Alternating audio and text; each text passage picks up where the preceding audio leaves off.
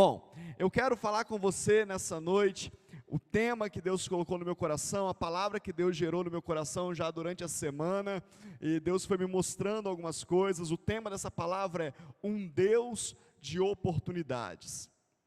Às vezes nós preparamos as palavras aqui nos domingos, como são vários cultos, nós preparamos várias palavras, 2, 3 palavras, ministramos palavras diferentes durante os cultos, mas ontem à noite eu falei com a pastora Carla, é uma palavra só.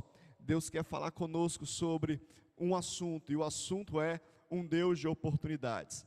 Essa semana Deus me deu algumas oportunidades, assim, me fez entender algumas oportunidades. Algumas eu recebi bem, algumas eu reagi bem, algumas eu aproveitei e outras não.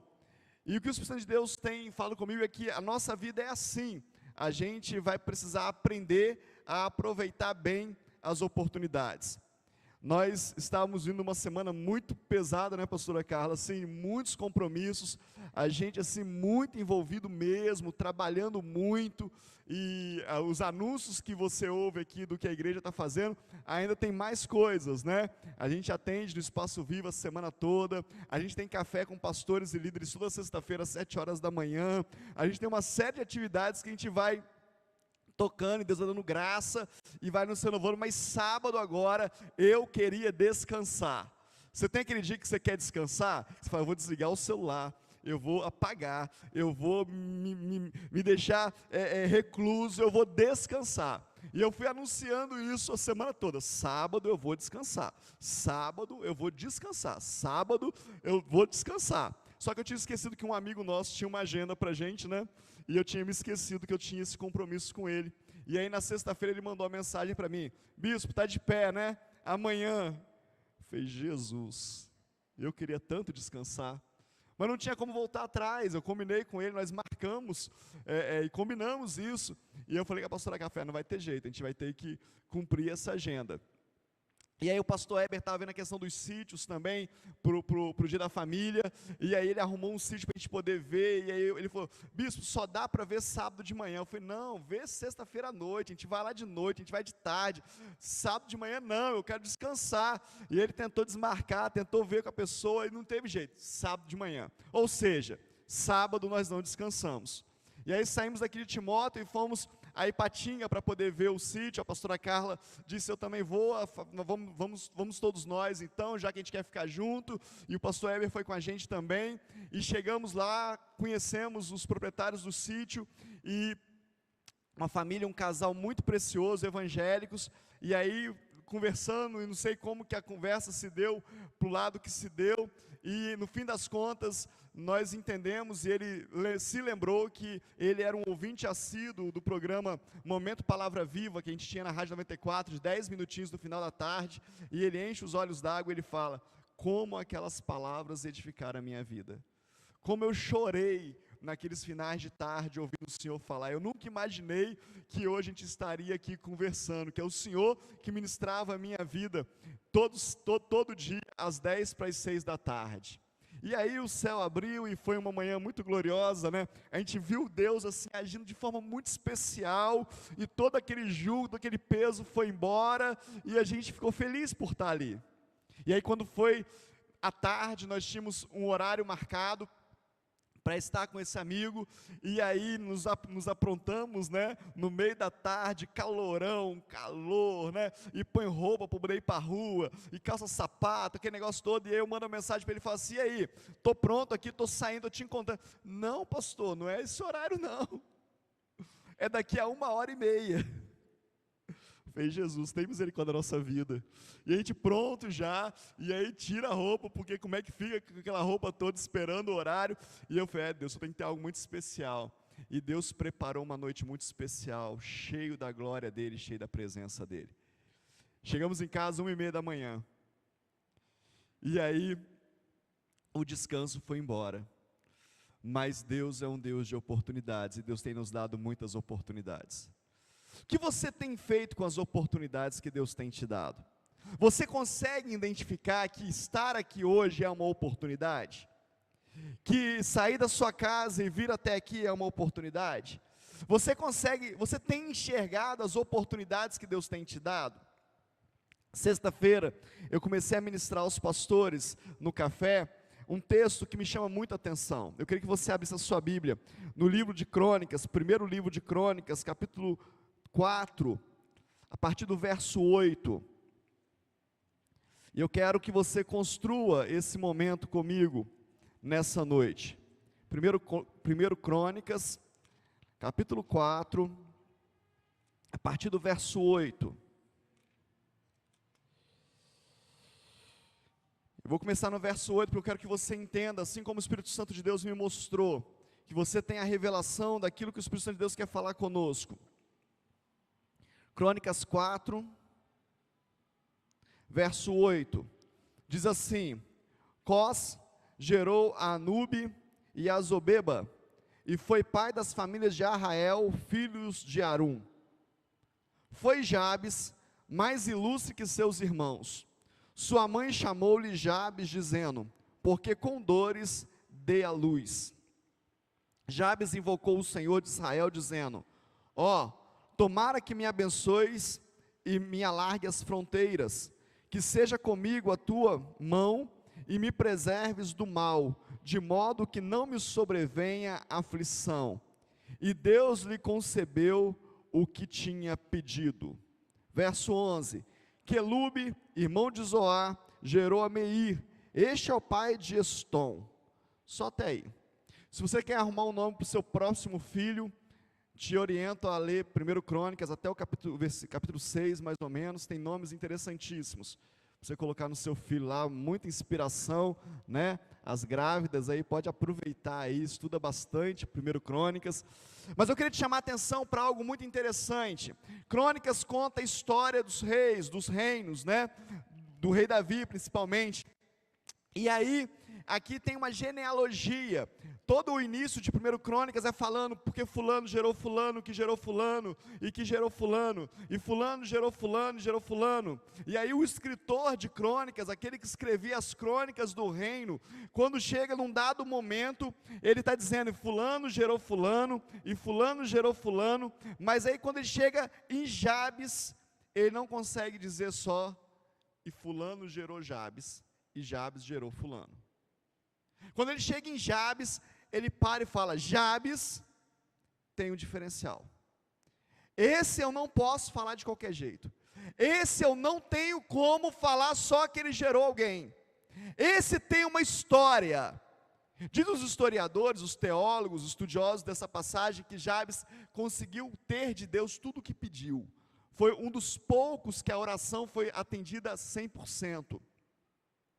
Mas eu quero te chamar a atenção sobre isso, sobre a importância que tem Jabes na história. Apesar dele só ser citado na Bíblia uma vez, ele faz o cronista parar a métrica, parar a sua dinâmica, para abrir um parênteses e dizer: olha, esse aqui tem um diferencial. Hoje pela manhã, a nossa querida irmã Cleudes estava conosco no culto da manhã, né? E a irmã Cleudes, ela foi responsável, uma das responsáveis por nos receber na igreja.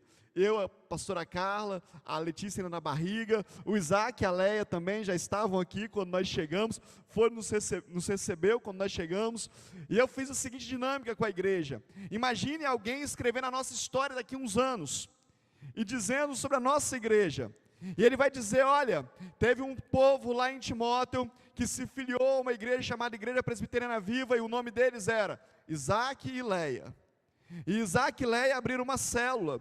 Isaac e Leia ganharam fulano e fulano para Jesus. E fulano abriram uma outra célula e ganharam fulano e fulano para Jesus. Seria uma bela história, não seria? Você pode dar um glória a Deus pela história do Isaac e da Leia? Amém? Só que você imagina se o cronista está escrevendo, e ele vai escrevendo, e ele vai escrevendo, e de repente ele para no Fabrício, e ele fala: Fabrício, peraí, o Fabrício, esse aqui eu preciso contar um negócio para vocês. Ele era diferente. O Fabrício foi gerado de um jeito difícil, diferente, mas nada pôde parar o Fabrício. O Fabrício fez uma oração e Deus atendeu o Fabrício em tudo. E o Fabrício gerou fulano, que gerou Beltrano. Você já imaginou um negócio desse? Agora você imagina se isso fosse para todos nós. E tem o Gleison. O Gleison. O Gleison, quando chegou na igreja, e a Thaís, nessa igreja presbiteriana viva em Timóteo, o Gleison. Deus transformou a vida do Gleison. A família do Gleison foi impactada pelo poder de Deus. E o Gleison conhecia a Ângela. E a Ângela, meu Deus do céu, quando a Ângela chegou, e o Senhor foi tomando a Ângela, e a Ângela foi sendo transformada pelo poder de Deus, e a Ângela conhecia o Ricardo, e o Ricardo chegou na igreja, e o Ricardo foi transformado pelo poder de Deus, e a sua família foi tomada pelo Espírito Santo de Deus, e ele conheceu a Isabel, e aí, qual o tamanho do livro da Igreja Presbiteriana Viva vai ter? Agora, o que faz ter esses parentes tão importantes, onde a sua história se torna tão importante que o cronista tem que parar para contá-la separado?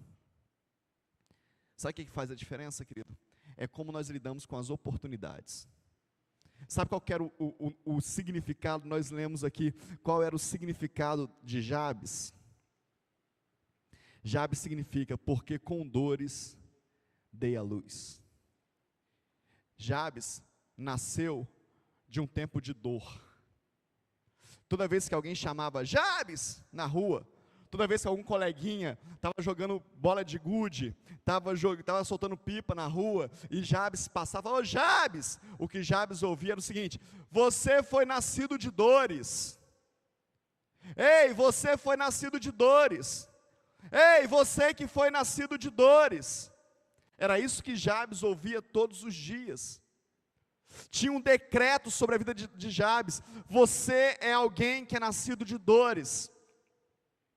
Mas ele conhecia um Deus que curava todas as dores, e ele pede para esse Deus: Deus, que a sua mão esteja comigo, que o Senhor possa afastar toda a aflição de mim, que o Senhor alargue as minhas fronteiras, que a sua mão me abençoe. E a palavra de Deus fala que Deus fez tudo o que ele tinha pedido. Querido, eu tenho oportunidade, você também tem.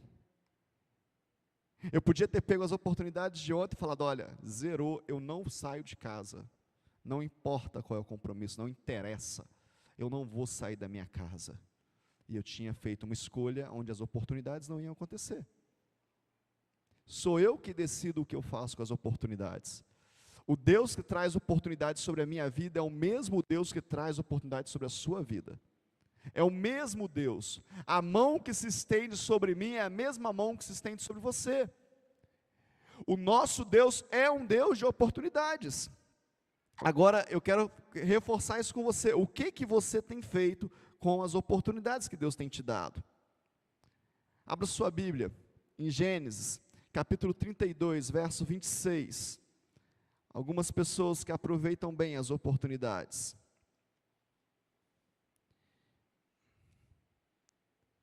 Gênesis 32, verso 26, fala da história de Jacó. Jacó teve uma vida complicadíssima, e agora nesse momento que a Bíblia está relatando, ele está voltando, ele está retornando, tentando ajustar a sua história, tentando ajustar a sua vida. E aí esse versículo fala o seguinte: disse este: deixe-me ir, pois já rompeu o dia. Respondeu Jacó: não te deixarei ir, se não me abençoares. Jacó está caminhando rumo a resolver a sua vida, e de repente o anjo do Senhor o interpela, entra na sua frente, e eles travam uma batalha. E aí quando o anjo do Senhor fala que vai embora, ele falou: não, você não sai daqui enquanto você não me abençoar. Eu não vou perder a oportunidade. Sabe o que aconteceu com Jacó, querido? Diz a palavra de Deus que o anjo tocou a perna, e ele saiu manco. Mas também o anjo mudou o seu nome de Jacó trapaceiro para Israel de Deus. As oportunidades que Deus tem te dado podem deixar você manco, podem marcar para sempre a sua vida, mas tem sempre algo muito especial da parte de Deus. Não tenha medo de entrar nas oportunidades que Deus tem te dado. Paulo fala assim: olha, o meu corpo carrega as marcas do Evangelho. Não tenha medo de carregar as marcas do Senhor, não tenha medo de carregar as marcas do que você teve um encontro com Deus, porque quando Deus se encontra conosco, quando nós aproveitamos as oportunidades, a nossa vida é transformada pelo poder de Deus. Tem muitas oportunidades acontecendo na igreja, tem ministério de ação social, tivemos uma reunião aqui terça-feira, depois do culto, poderosa, Deus vai fazer um reboliço na justiça social dessa igreja, tem ministério de consolidação acontecendo, uma equipe poderosa para ganhar vidas, para cuidar de vidas, tem o IPE Music, formando músicos, formando cantores, formando levitas para a casa do Senhor, tem a diaconia, tem a comunicação, tem tanta coisa acontecendo, tem as células, a liderança de células, tem os cursos da igreja, tem o Viva Academy, tem ministerial, tem bibliologia, tem escola de sexo, tem tudo acontecendo. Caia, se joga nas oportunidades que Deus tem te dado, mesmo que isso te marque. Bispo, como pode marcar? Vou dormir 2 horas menos no final de semana, qual o problema? Vou ter que me dedicar mais, qual o problema? Carregue no seu corpo, nas suas costas, as marcas do Evangelho. Sabe o que é essa barba branca aqui, querido? É as marcas do Evangelho. Que branqueia mais rápido. Alguém está pensando, está preocupado se eu tenho pintado o cabelo. Não, querido, eu não pinto o cabelo. Tira isso da sua cabeça. Eu vou liberar você para você parar de pecar, né? Porque pode estar sendo acusado aí que não pinta, minha família é assim, meu pai branqueou o cabelo muito tarde, a barba branqueou, mas o cabelo não, mas daqui a pouco vai branquear também, porque essas são as marcas do Evangelho, eu sei disso, e que mal tem nisso.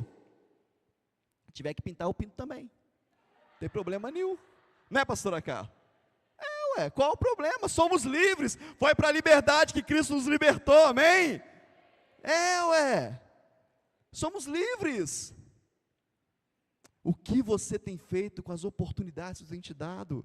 Você está com medo de sair marcado? Está com medo de sair com marquinha, arranhadinho das oportunidades? Deixa eu te falar, querido, andar com Deus é uma aventura, é adrenalina na veia o tempo todo. Olha os discípulos de Jesus, olha os apóstolos. É muito bom de falar de Paulo, é muito bom de falar sobre Tiago, sobre Pedro, sobre João, é lindo. Vai ver o que eles viveram, marcas profundas na vida, mas experimentaram algo que nem eu e nem você conseguimos ter a dimensão do que foi. Eles se jogaram nas oportunidades. Abra sua Bíblia aí em Juízes, capítulo 6, eu quero relatar com você mais uma passagem. Livro de Juízes, capítulo 6, a partir do verso 11.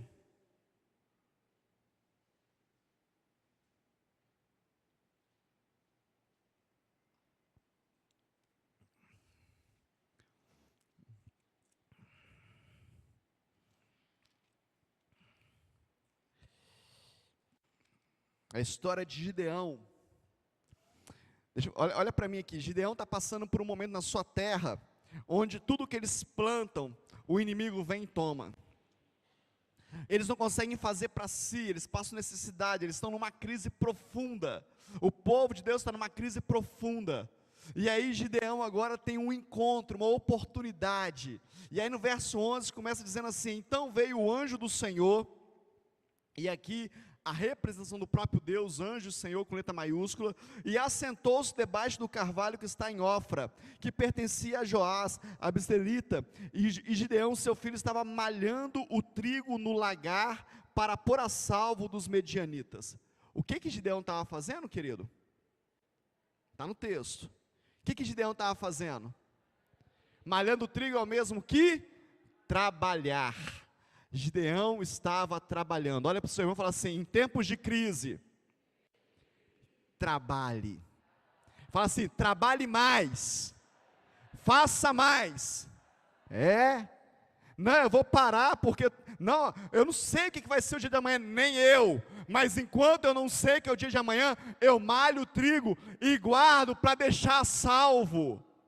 É o que Gideão está fazendo, tentando salvar alguma coisa do inimigo. Ele continua dizendo aqui, respondeu Gideão, e aí verso 12, então o anjo do Senhor lhe apareceu e lhe disse: o Senhor é contigo, homem valente.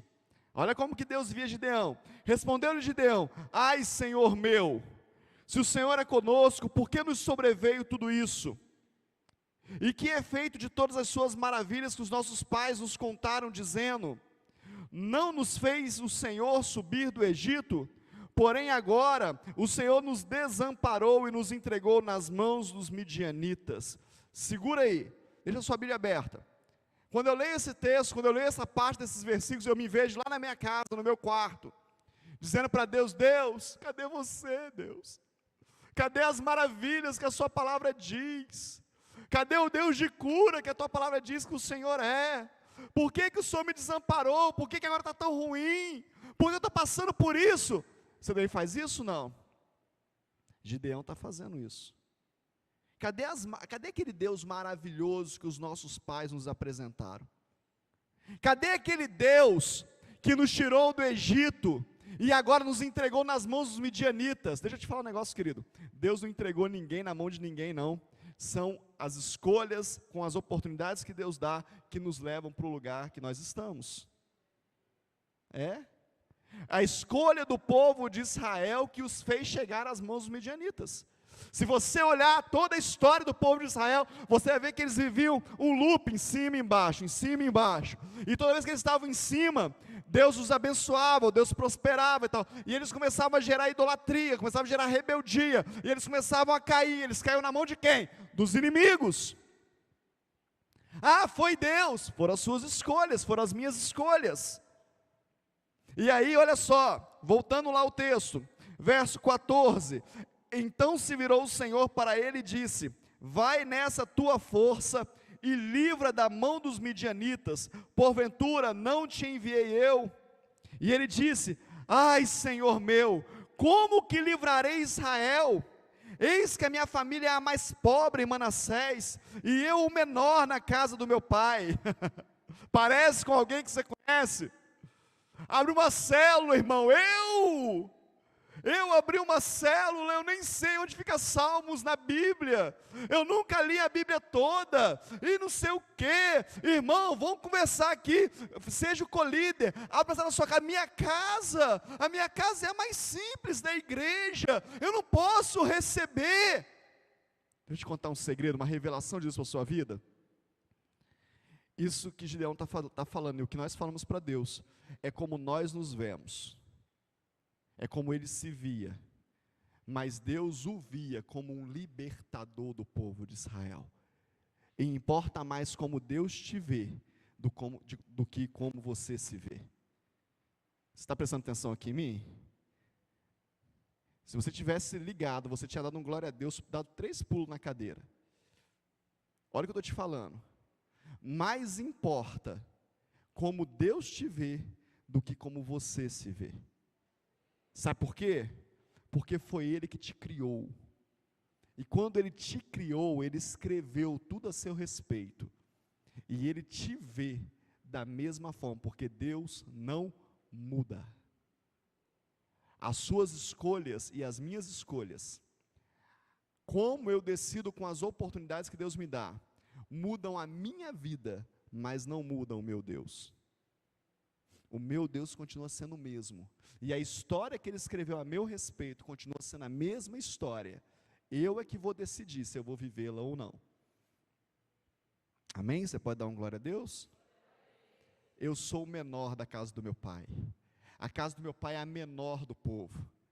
Mas Deus disse para ele: você vai ser o libertador desse povo. E aí começa uma decisão de como se aproveita as oportunidades. Versículo 16 fala assim: tornou-lhe o Senhor então: já que estou eu contigo, ferirás os medianitas como se fosse um só homem. Ele respondeu, Gideão: se agora achei mercê diante dos teus olhos, dai-me um sinal de que és tu, Senhor, que falas. Rogo-te que daqui não te apartes, até que eu volte e traga a minha oferta e a deponha perante ti. Respondeu ele: esperarei até que voltes. Gente, É tão confrontante esse texto. Não é confortante, não, é confrontante. Que tipo de sinal a gente tem pedido para Deus? Quando Deus fala alguma coisa para a gente, não, se o telefone tocar 5 vezes, se a irmã fulana me ligar, se a água subir a rua em vez de descer, se a borboleta sobrevoar a minha varanda, aí foi Deus que falou. Sabe qual foi a prova que Gideão pediu para Deus? Eu vou lá buscar a minha oferta. Se quando eu voltar o Senhor estiver aqui, é o Senhor que está falando comigo. Mas que oferta que Gideão veio fazer? Está no texto aí. Ele vai preparar um cabrito para Deus. E um bolo com 20 quilos de farinha. Simone está ali, Simone faz bolo. Isabel faz bolo. Fazer um bolo com 20 quilos de farinha, é rápido ou demorado?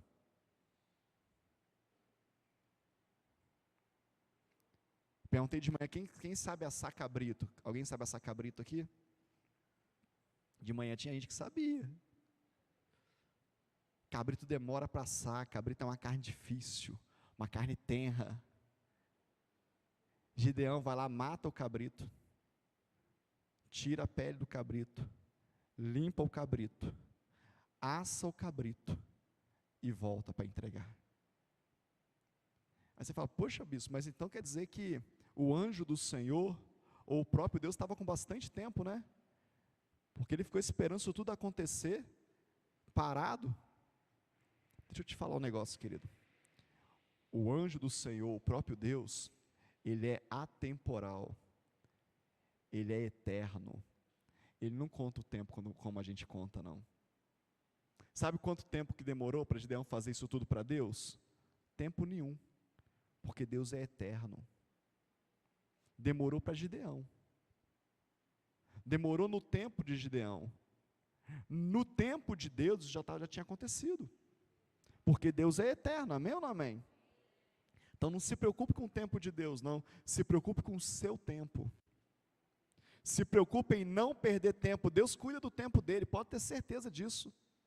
Não, eu não posso fazer isso não, porque isso vai demorar muito. Não, Ele é eterno, Ele vai me aguardar. Se quando eu voltar no meu tempo, Ele estiver aqui, é porque é Deus que está falando comigo. E Ele vai, e Ele prepara o cabrito, e Ele prepara bolos, está aí no seu texto, é só você continuar lendo. E Ele traz agora, verso 19, diz assim, então entrou Gideão, preparou um cabrito, bolos asmos de uma eva de farinha, 20 quilos, e carne no cesto, e caldo numa panela, e trouxe até debaixo do carvalho, e lhe o apresentou. Porém o anjo do Senhor lhe disse, toma a carne, os bolos asmos, põe sobre a penha, e derrama-lhe por cima o caldo.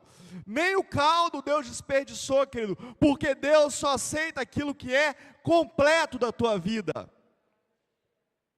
Deus quer que você entregue o completo, o inteiro. Pegou a carne, pegou o caldo, pegou os bolos asmos, colocou em cima da penha. E então, o anjo do Senhor tocou a ponta do cajado que trazia na mão, tocou a carne e os bolos asmos. Então subiu fogo da penha e consumiu a carne e os bolos. E o anjo do Senhor desapareceu da sua presença. Viu Gideão que era o anjo do Senhor e disse, ai de mim, Senhor Deus, pois vi o anjo do Senhor face a face. Porém o Senhor lhe disse, paz seja contigo, não temas, não morrerás. Então Gideão edificou ali um altar ao Senhor, e chamou de Deus, o Senhor é paz. Até hoje está o altar em Ofra, que pertence a Abizeritas. Sabe o que aconteceu depois que Gideão preparou tudo isso? O anjo tocou fogo. Sabe por quê? Porque Deus não precisa das coisas que você acha que Ele precisa. Quando a gente começa a achar que a gente está dando muito para Deus, nossa, estou indo muito na igreja, nossa, estou orando muito, nossa, estou cheio de compromisso, nossa, mas minha agenda está muito cheia, nossa. Sabe o que Deus faz com isso tudo, querido? Ele toca fogo. Porque Deus quer o teu coração. Quando Deus pede Isaac a Abraão, sabe o que Ele queria de Abraão? O coração, não Isaac. Deus não precisa de nada que você tenha, Ele é o Deus que dá tudo. Então muda a sua posição e fala, o que eu vou fazer com a oportunidade que você está me dando? Gideão pega essa oportunidade e oferta ao Senhor, e agora ele tem uma palavra de Deus: você vai vencer, você vai ser vencedor, você vai ser libertador do meu povo, porque ele soube aproveitar bem uma oportunidade. Estava tudo ruim no povo de Deus, mas ele teve uma oportunidade, e ele aproveitou. Tantas pessoas na Bíblia, querido, sabem aproveitar oportunidades. Nós podemos citar Davi. Davi assume o reinado, e a primeira coisa que ele faz é: aonde está a arca? Aonde está a presença de Deus? Onde eu vou buscar? E ele vai buscar, ele faz uma festa, ele vai buscar. E aí, quando ele está a caminho, voltando para a cidade de Davi, a arca balança, alguém põe a mão, morre, ele vê que não pode ser de qualquer jeito, ele pega a arca, agora ele guarda a arca na casa de Obed-edom, e Obed-edom agora guarda a presença de Deus. Tempos depois, Davi se prepara melhor, prepara o seu povo, prepara os sacerdotes, prepara o sacrifício, uma oferta tremenda diante de Deus, onde ele dava alguns passos e ofertava, os sacerdotes fazendo sacrifício na frente da arca, os levitas carregando, acompanhando ali com as músicas, a arca. Mas quando ele chega na casa de Obed-edom para tomar a arca, levar a arca de volta, ele era rei, ele podia fazer isso. Obed-edom fala assim: eu tive a presença de Deus na minha casa, eu vou com ela, eu não vou ficar para trás. Que deixa eu falar uma coisa para você: na sua vida o que mais vale é a presença de Deus. O que tem de mais valor, o seu carro pode ser zero, a sua casa pode ser uma mansão, um palácio, você pode ter o melhor emprego da face da terra, você pode ser casado com o homem mais maravilhoso que você achou, com a mulher mais maravilhosa que você achou, os seus filhos podem ser os mais importantes, inteligentes da face da terra. O que você tem de mais importante na sua vida é a presença de Deus. Obed-edom fala: eu vou junto. Pega a sua família e fala: eu vou atrás. Obed-edom chega na cidade de Davi e se torna porteiro, mas porque ele quis ir atrás da presença de Deus, ele termina a sua história sendo o guarda do tesouro real. Nós não perdemos nada em andar atrás da presença de Deus. Você não perde nada em se deixar gastar para a obra de Deus. Você não vai perder nada se você aproveitar as oportunidades que Deus tem te dado. Nada. Tem tantos outros. A gente pode falar de Moisés. Sou homem, a pastora Carmen pregou aqui domingo passado, sou homem de língua pesada e tal, mas aproveitou a oportunidade. Nós podemos falar de Noé, né? Noé, eu vou fazer chover e eu vou exterminar todo mundo, faz uma arca. Eu fazer arca? Nunca choveu, que bobeira é essa? Dá trabalho demais esse negócio, vou não. Mas ele aproveita a oportunidade, ele se torna um libertador da sua casa, da sua família e da natureza. A gente pode falar de Pedro, né? Pedro era intrépido no falar, Pedro não aguentava ficar quieto, e em um momento ele fala demais, e Jesus fala com ele: aparta-te de mim, Satanás. Mas em outro momento ele aproveita a oportunidade, e ele fala: tu és o Cristo, e Jesus fala para ele: foi o Espírito que te revelou, Pedro, e sobre esta palavra eu vou edificar a minha casa. Quantas oportunidades você tem tido de falar de Jesus, querido? De apresentar o Cristo, o Filho de Deus. E quanto Deus quer fazer por você. Vamos falar de Paulo, né? O apóstolo Paulo, as viagens missionárias, oportunidade aqui, oportunidade ali, em todo tempo, em prisões, em naufrágios, debaixo de chibatadas, eu falei de Jesus. Aleluia! Oportunidades. A gente pode falar de Ana no templo, com a boca balançando, e o sacerdote falando para ela: você está embriagada. Ela fala: não, meu Senhor. Como ela aproveitou bem a oportunidade. Eu fico pensando da gente, né, pastora Carla, chamando a atenção de alguém, igual o sacerdote Eli chamou de Ana, né? Você está embriagada. E a pessoa, como é que você vai reagir? Você está doido, pastor? Você fala assim comigo, como é que é o negócio aí? Mas Ana sabia que tinha uma oportunidade ali. E sabe com quem que estava a oportunidade? Com aquele sacerdote que estava acusando ela de estar embriagada. Mas ela não perde a oportunidade, ela fala, meu Senhor. E ele estende a mão e fala, seja atendida a oração que você pede a Deus. E Ana engravida. Oportunidade. Como que você tem aproveitado as oportunidades? Podia falar de Maria, mãe de Jesus, uma santa mulher, uma jovem. Agora o anjo a visita e fala, você vai ter um filho, Maria. José, o seu noivo, a protege, e agora ela vai na casa de Isabel, e Isabel pega na mão dela, e aí os ventres se mexem, e Isabel tinha mais experiência, era mais velha. Isabel fala, Maria, isso que está no seu ventre é de Deus, é verdade, você carrega o Salvador, e as duas se confraternizam, mas Isabel não perde a oportunidade, fala, fica aqui, deixa eu cuidar de você, e agora ela vai guardar Maria.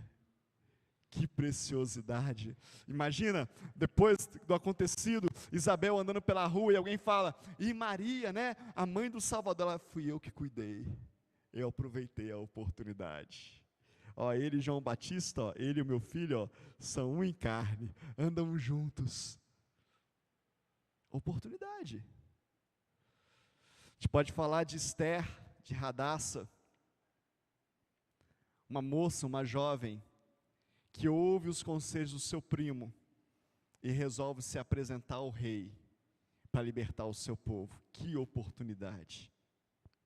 Uma das frases mais impactantes da palavra de Deus, se morrer, morri. Ah, Deus, dá-nos uma igreja que pense como Esther, que haja como Radassa e não como Vasti.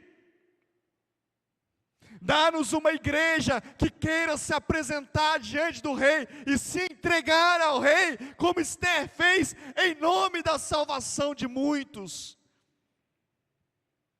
Vasti é diferente. O rei chama ela e fala, se apresente. E ela fala, não é assim não. Estou ocupada demais dando minha festa. Quantas vezes nós falamos para Deus como Vasti, que nós estamos ocupados demais cuidando das nossas coisas. Não posso me entregar ao Senhor não. Orar de madrugada, estou com sono, eu trabalho todo dia, você está pensando o quê? Fazer jejum segunda-feira, eu tenho mais o que fazer, eu trabalho.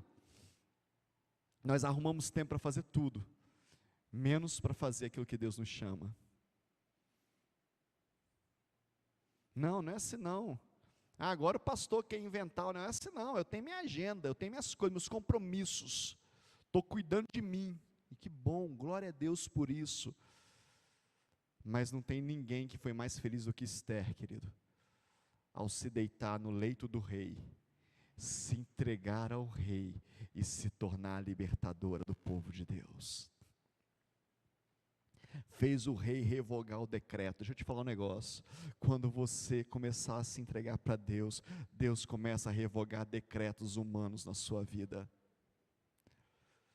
Deus começa a fazer as pessoas voltarem atrás daquilo que falaram a seu respeito. A sua vida muda. Mas nós precisamos nos entregar, aproveitar as oportunidades. Quanto de Esther nós temos e quanto de Vasti nós temos? Andamos como rainha, nos vestimos como rainha, nos portamos como rainha, mas somos desobedientes ao rei. Carregamos o nome de rainha, somos filhos de Deus. Estou indo para o culto, sou evangélico, aceitei a Jesus como meu Senhor e Salvador, mas quando Ele fala para nós, se apresente, a gente num ato de rebeldia fala, não é assim não, vou se eu quiser, estou ocupado demais cuidando da minha festa. Vasti estava dando uma festa para as mulheres, por isso que ela não quis se apresentar ao rei. Mas Esther tinha um pensamento poderoso, curto, assertivo: se morrer, morri. vou me apresentar ao rei, mesmo se ele não me chamar. Se morrer, morri.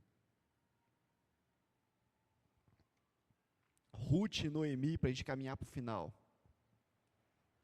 Os homens morrem, os maridos morrem, Noemi libera suas noras, mas Ruth fala, não, eu vou contigo, aonde você for, eu vou contigo.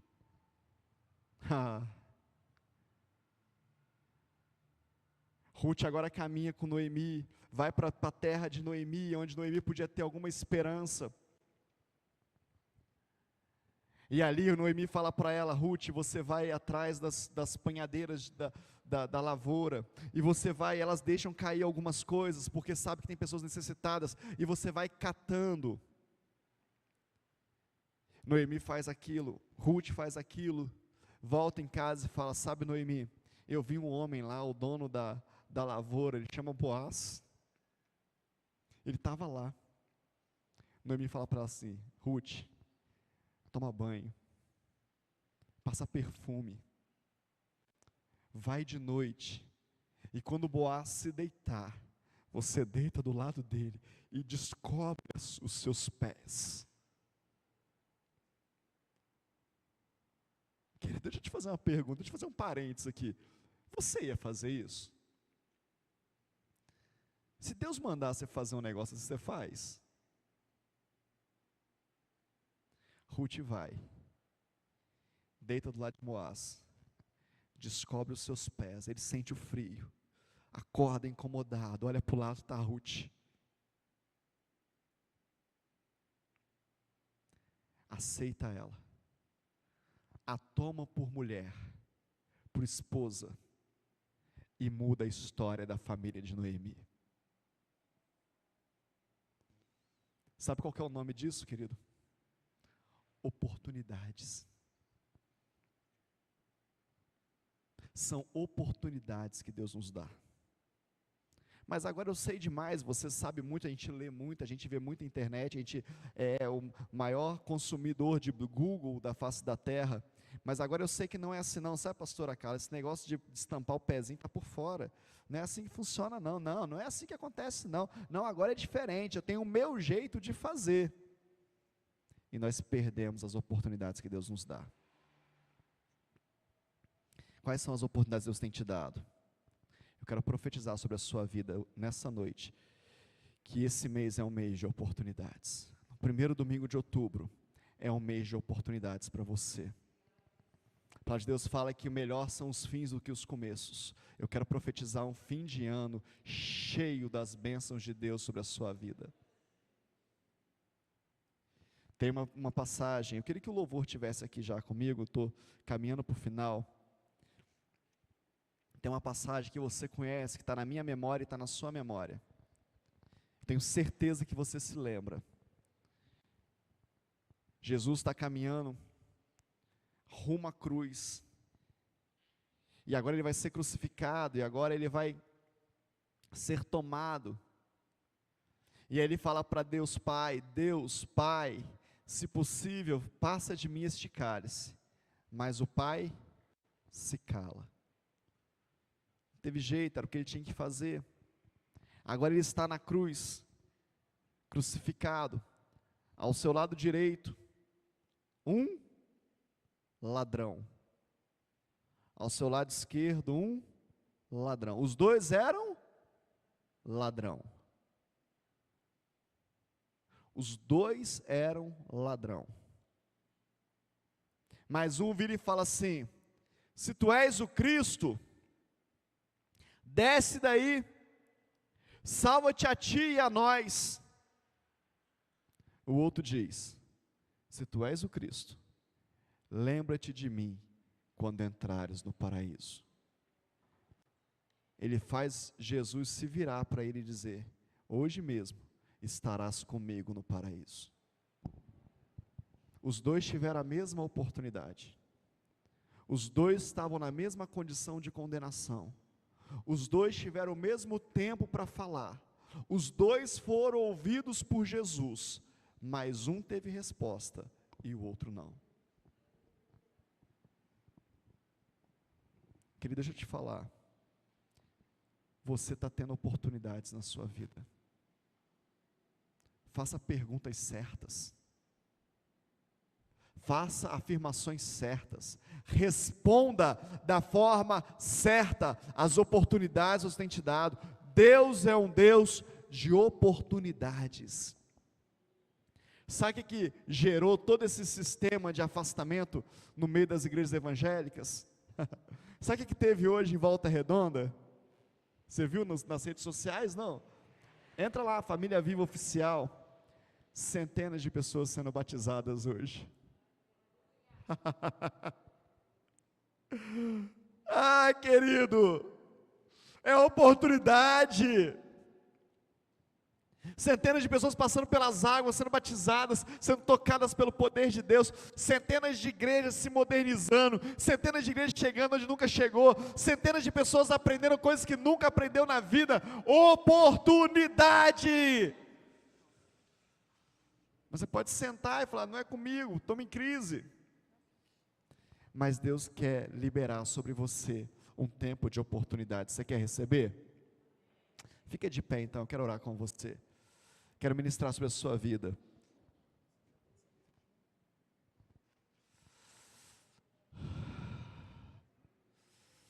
Deixa o Senhor tocar você, deixa. Deixa o Espírito Santo de Deus falar com você, deixa. Começa a lembrar, eu estou pedindo ao Espírito Santo de Deus aqui agora, que Ele comece a te lembrar das oportunidades que Ele tem gerado na sua vida e você tem desperdiçado. Talvez você desperdiça porque você nem sabe que é uma oportunidade, você nem está enxergando como oportunidade. Receba da oportunidade da parte de Deus. Recebe da parte de Deus uma visão espiritual da oportunidade que Ele tem te dado. Recebe da parte de Deus uma visão espiritual, um discernimento espiritual. Ele está gerando sobre a sua vida um tempo de oportunidades. Oh, Espírito Santo de Deus. Espírito Santo de Deus, comece a gerar em nós esse entendimento. Comece a gerar em nós esse entendimento. Comece a gerar em nós, Espírito Santo de Deus, a visão que o Senhor tem. Eu quero nesse momento, em nome de Jesus, declarar para que você possa enxergar como Deus te enxergue, não como você se enxerga. Deixa eu te dar uma notícia péssima. Você é pequeno mesmo, eu também sou. Nós viemos do pior, eu também vim. Não importa, Deus me vê como guerreiro vencedor. Deus te vê como vencedor. E Ele diz na sua palavra: ao que vencer, vão ter vencedores. E você pode decidir nessa noite: eu sou um vencedor.